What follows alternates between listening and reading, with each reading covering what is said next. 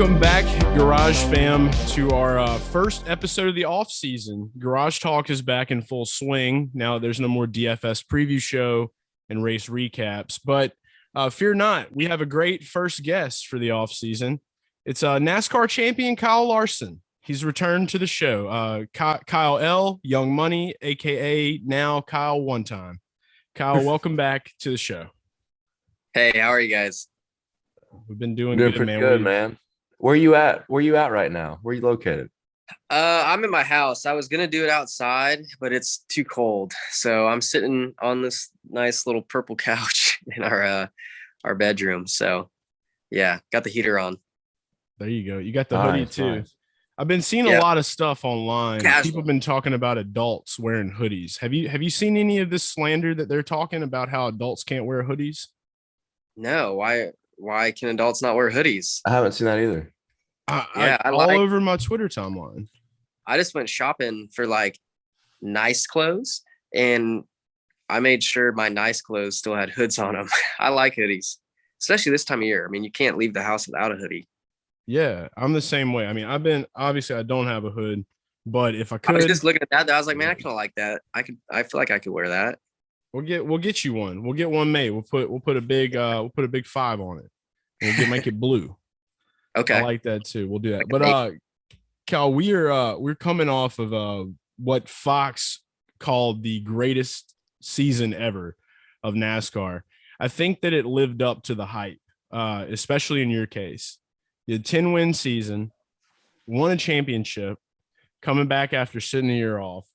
And you just got done with the are you finished with the championship tour? Is it over, or are you still touring? It wasn't much of a tour. Just did a bunch of interviews. I went to the Lakers game on last Monday night. And then Tuesday was busy with a lot of interviews. And then really since then, maybe I'll have like 1 or 2 interviews a day. So it hasn't been too wild, but I feel like, yes, it's probably after today coming to a close until we get back to, get to Nashville, and then it'll be busy for Champions Week again, which is fine by me. I was about to say, I thought that you guys would go out to like New York and stuff. That's not happening this year. Yeah, I guess normally you would, and go on all those talk shows and stuff. But I think just with COVID right now in New York being pretty strict, that's probably why we didn't go. But it was fun to go to LA and promote the Clash and do all that fun stuff. It was nice staying out west a little bit longer. Yeah, you're getting to go back to Cali too. Hometown boy, he's having a time. I was wanting to talk a little bit about that. So there was a lot of stuff tweeted out that day. A bunch of people were in LA. When you guys went out there, what were like some of the things that you guys did? Y'all just did like it was just a lot of media stuff, or did you guys kind of like talk a little bit about the actual Clash and the outlay of the race and how it's all going to work out? Yeah, so Tuesday was interviews pretty much nonstop from 5:30 in the morning till 2 in the afternoon. And yeah, it was it wasn't all interviews. We got to tour the facility a little bit and check that out, which was really cool. Just seeing like the tunnel we'll have to drive through to get to the racetrack, seeing how parking's gonna work out. We went up to the like upper deck area where all the suites and stuff are. Walked up the grandstand. So it's going to be really cool atmosphere, I think, especially if it's, sold out. I think the track is going to be cool too. I mean, you're always going to be in traffic. So yeah, we just did a bunch of interviews all day talking about the championship. I would say 50-50, talk about the championship as well as the other half of the time talking about the Clash. So yeah, it was pretty simple, pretty easy, and then headed home. Love it. You're so right now, correct me if I'm wrong, you're the only driver locked into the Clash, correct?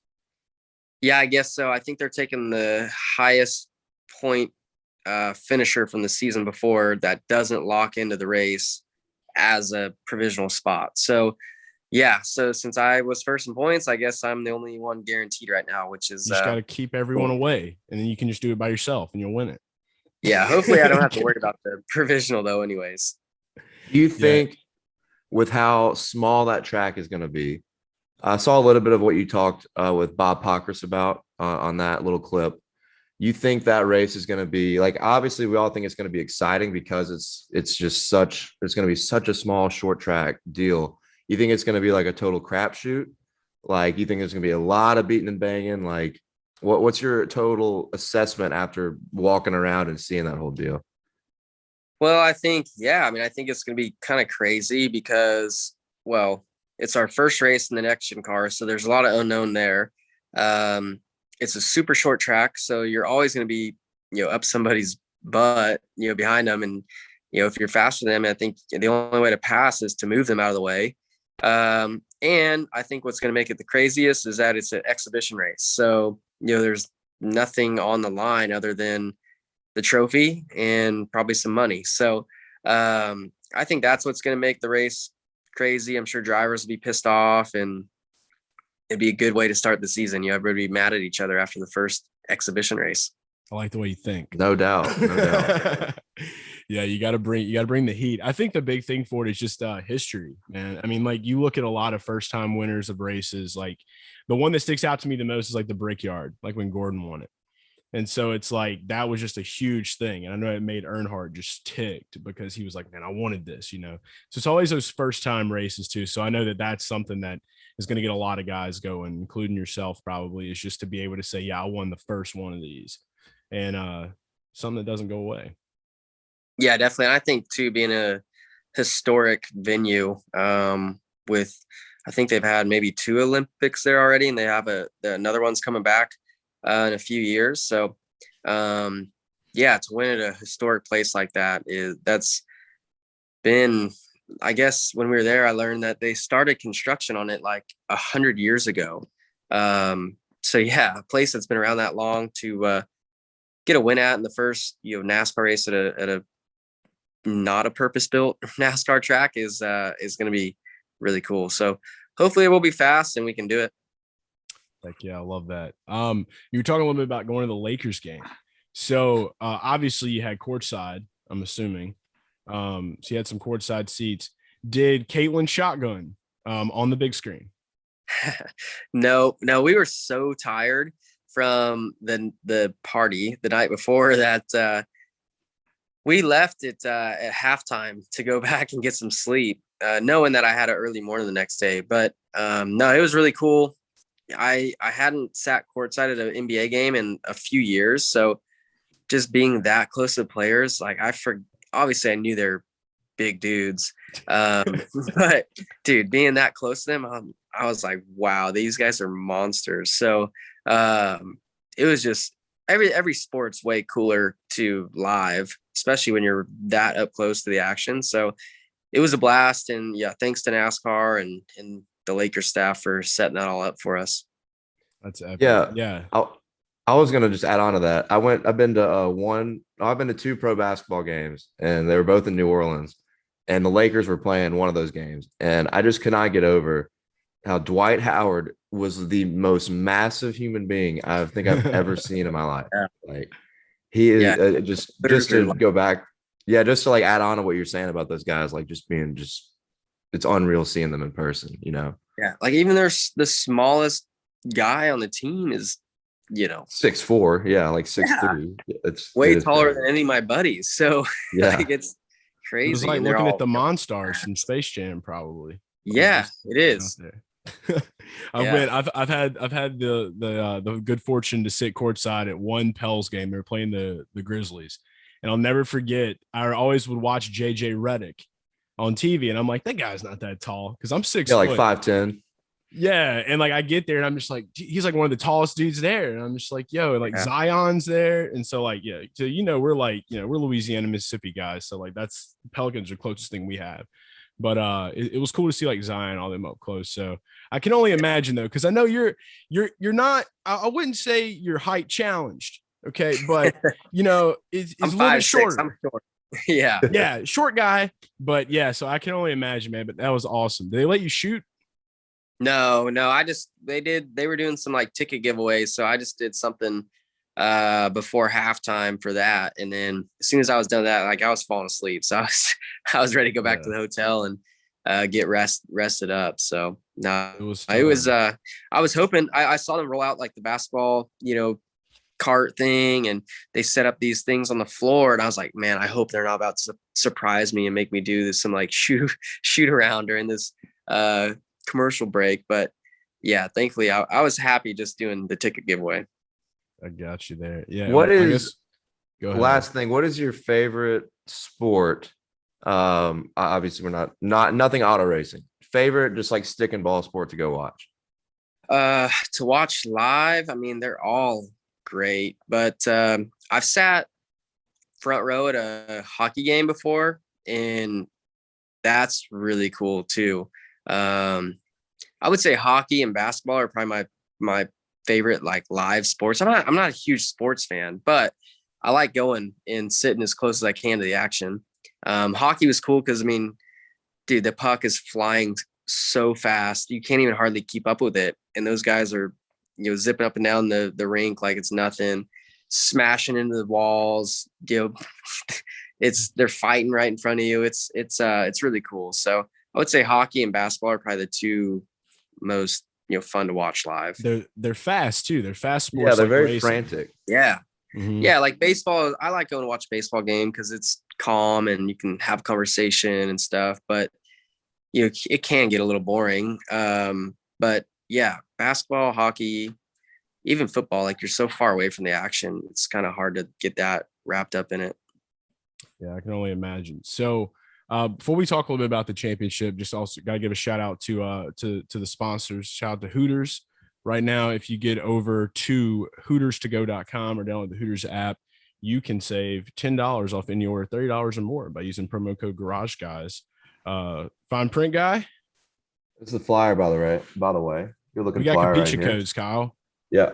Yeah. Oh yeah. One more time, Kyle. Here you go. You put your phone up. Get that QR right there. Yeah. Valid at participating locations for delivery and carry out orders only. $10 off. So it's a good deal. Save you some $10. Get you some Hooters. It's a win-win situation. Yeah, Team Hendrick is Little friends mod with later. Hooters. Your buddy Chase Elliott in the Hendrick garage in the Hendrick stable. He drives the Hooters car. Remember the Bristol race? Wanted to ask you before we got into the championship race. I know obviously that's probably going to be your answer is your favorite race of the season just because you won a championship. Maybe not, but that race for me was exciting because on my betting card I had you, Elliott, and Harvick. And so it was just like 1, 2, 3 right there. And you shot in and took the dub with the Valvoline car, which was a very sexy paint scheme, by the way. Mm-hmm. So really You're like talking about Bristol. Mm-hmm. Yeah. Talking a little bit about Bristol. Was that an exciting race for you? You got a sword. Did you do anything fun with that sword? Didn't do anything fun with it. But yeah, I was pumped at Bristol. Got a lot of help from my teammate on that one.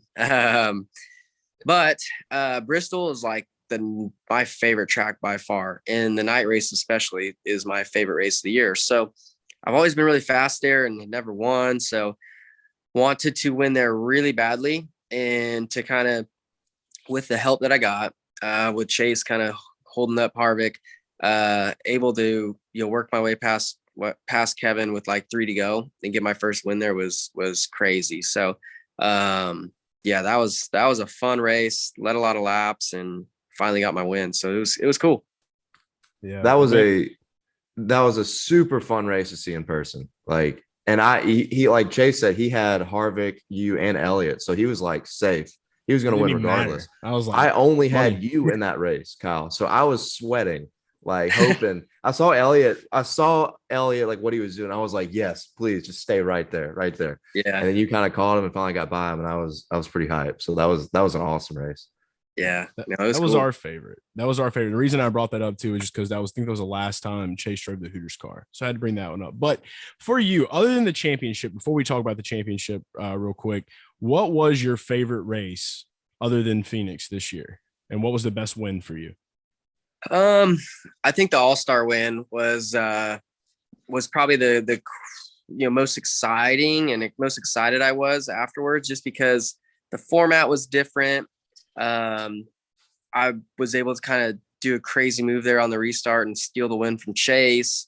Paid $1 million to win, under the lights, like it was just that point of the year too. We were really hot, in all my stuff, dirt, NASCAR, everything, I was winning. So I was just extremely pumped up to win that, kind of keep the streak going, and win it there on a late restart. And you got a cowboy hat. And I got a cowboy hat, 6 shooters. Yep. It was that weekend was, I think, the hottest weekend, the hottest anything I've ever been to in my life. My ankle's like swollen. it was so swollen damn bad. hot, dude. Dude, it was in Victory horrible. Lane. Were you guys in Victory Lane afterwards? So I went into the garage. It was kind of weird. I won't go into the details of how all that shook out, but I was in there, actually like approached Cliff when they were pushing the car to the garage, and I was like, Cliff, how'd you do it? How did you do it? How'd you manage microphone? How'd you do it? Like just talking, like, what did you tell him? Like, and he just like fast car, win races. And that's just all he said. And he kept walking. And I was like, I love this. This is good strategy. But yeah, it was scorching, man. Victory Lane. So like at Texas, it looks really cool, but they have all these flames and stuff behind you. It was so hot. Like it was already hot, obviously. And I was like, I couldn't wait to get out of this hot car and like, finally get some fresh air. It was twice as hot standing there in Victory Lane. So dude, it was crazy. Then I had to go, I think it was upstairs and do some like serious media with Claire. Well, her room is right on the other side of the flames. So it was like an oven in there too. So it was just a hot few hours. I'm just ready to get out of there. Yeah. It was unbelievable. Texas was literally crazy, unbelievable, man. How hot it was. I was just miserable, but the racing was solid. It was. So championship race, talk a little bit about like we've watched a couple of things, that you've talked to some people. I don't want to go into like a lot of the same questions that you probably get asked a million times. So we'll save from that. But I saw where you were, kind of talking about how, your son he was like, he had never won a race like when he was there. So that added pressure for you. And we saw a couple other things as far as like, we all know your wife, shotgun master of the world. So we'll go ahead and just push that out the way.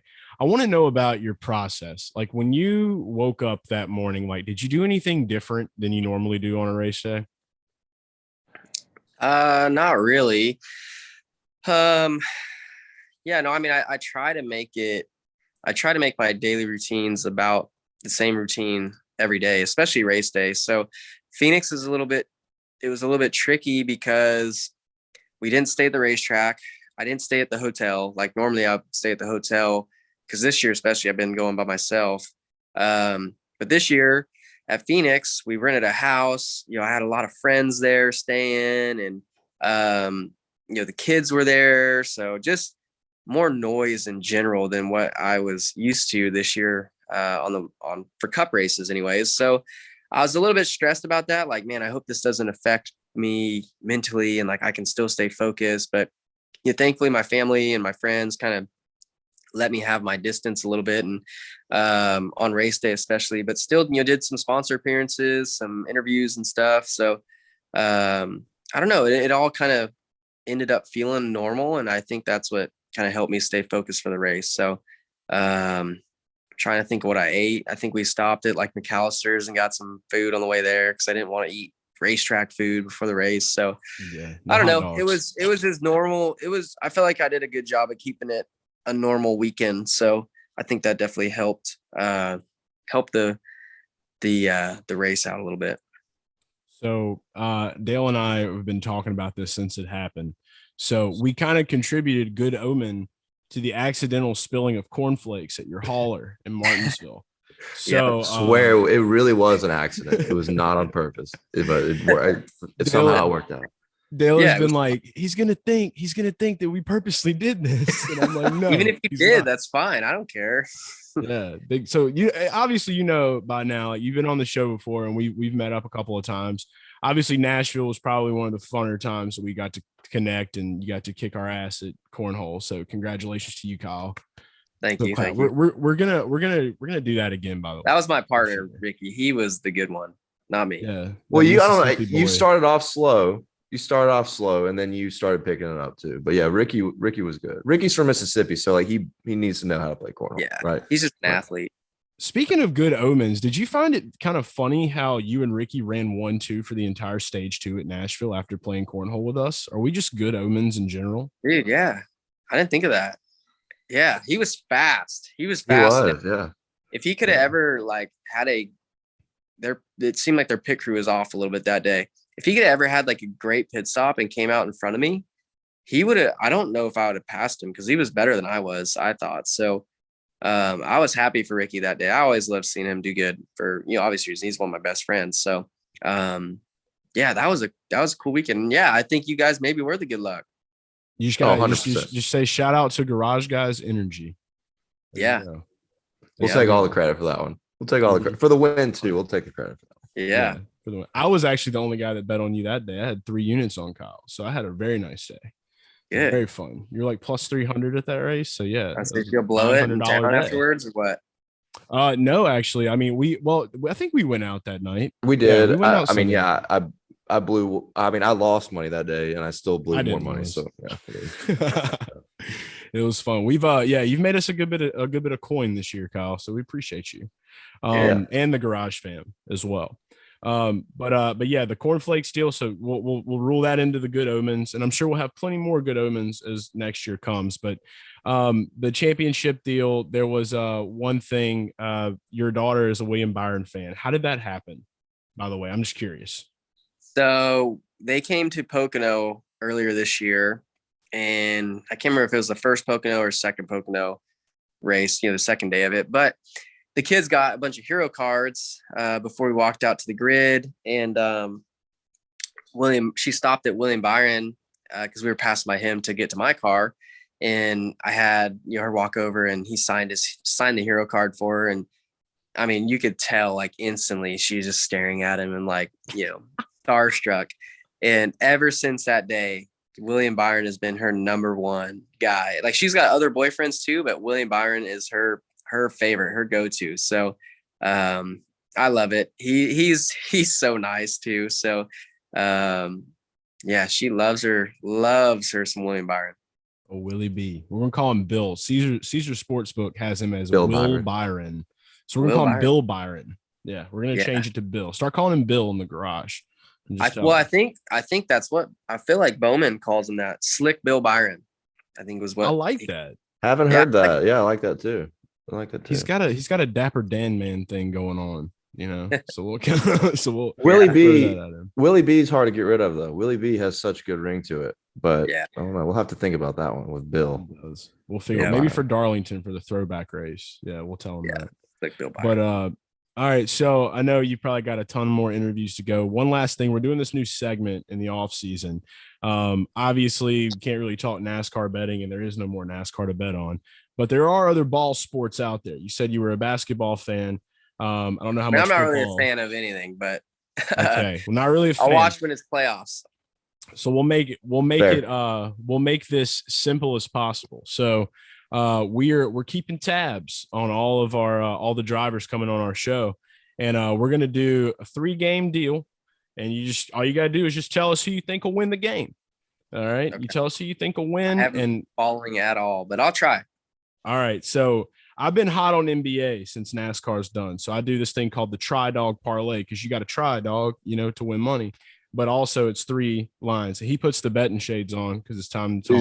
These are the betting shades. If we're talking betting, these have to be on. So just a heads up. Yeah. There we go. So first thing, you got Chase has basketball, and I got a couple football games. I got the basketball Jones. So I'm gonna talk a little bit. So Kyle, you're from California. Would you consider yourself a Lakers fan? Sacramento Kings. You're Sacramento guy. Okay. Yeah. So look, all right, we'll pivot then. I was gonna talk Lakers Bulls, because that's going to be a big game. But we'll talk about Sacramento. Born and raised in Sacramento. All right, so you're a Kings guy. So so I have that. Hopefully going to a Kings game next week. Next week, okay. So I'm going to be keeping tabs. Well, the Kings are playing the Pistons, so that's probably not much of anything, because they're actually, the money line's like minus 190. So if you were going to pick a team to win between the Kings and the Pistons, who would you pick? Who's minus 190? The Kings. So they're favored. Yeah. So they're that much better than the Pistons? Yeah, the Pistons. I think the Pistons are really bad this year. Like, oh, wow. Then Blake Griffin left. You got to take the Kings then. All right, so we got the Kings for that. So we'll pivot away from Lakers Bulls. We're talking Kings Pistons.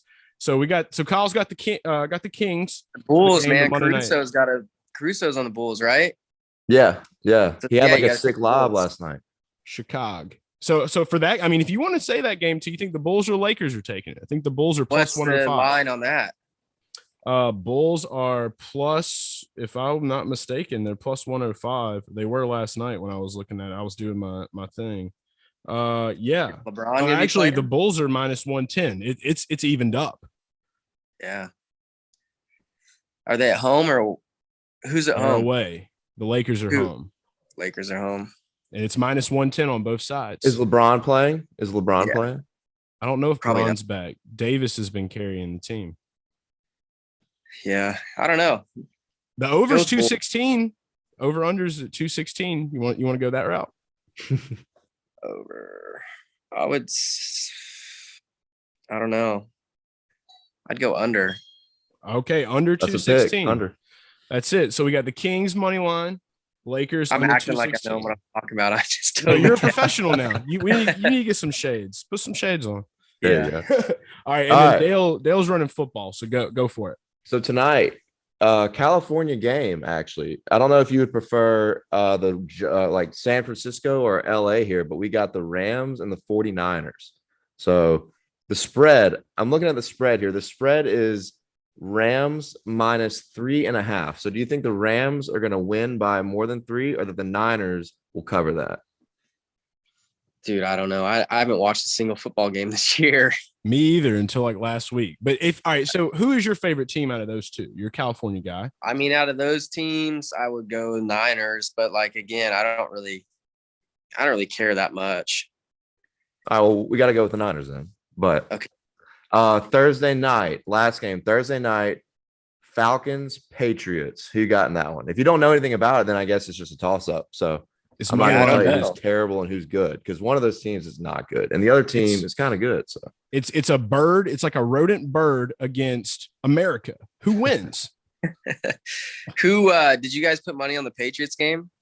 We'll probably go Patriots.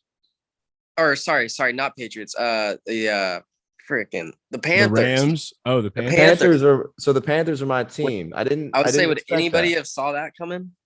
No. No. I thought they'd play okay because the Cardinals have a backup quarterback right now, but They like exploded not them to anticipated. oblivion. anticipate that.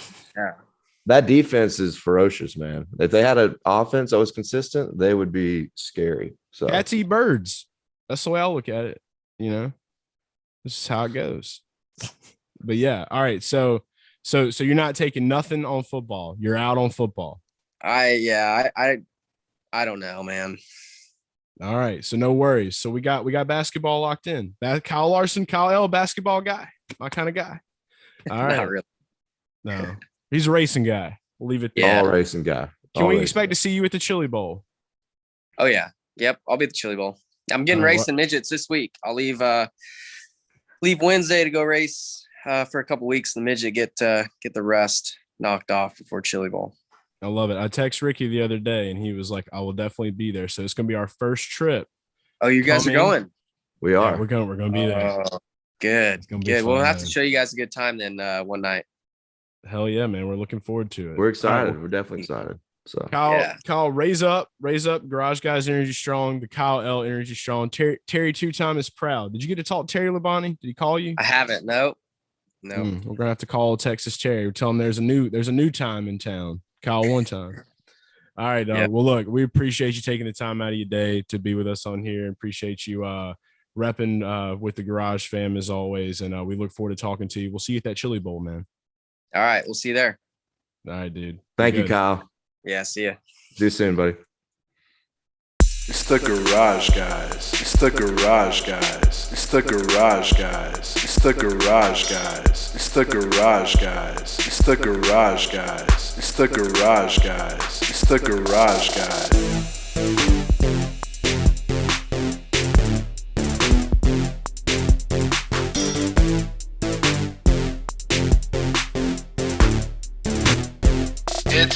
It's the Garage Guys.